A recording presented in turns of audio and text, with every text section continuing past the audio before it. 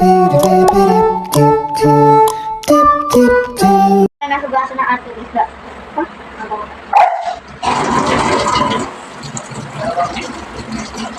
Sunod naman ay guguntingin natin ang mundo ng isda.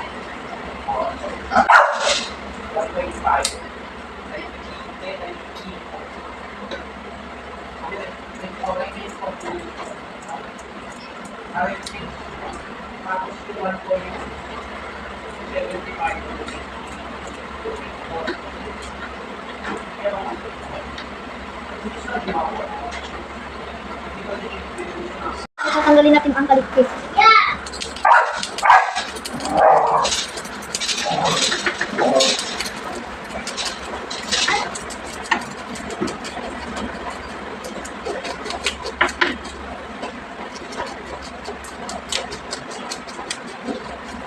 Ngayon naman ay tatanggalin natin ang ating.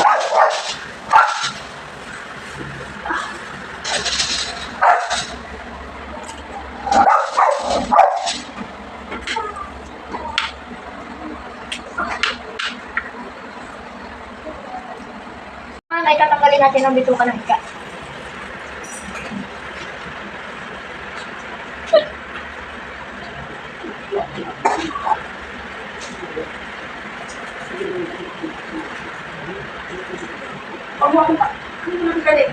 Naman ay lilinisan natin ang ating isda.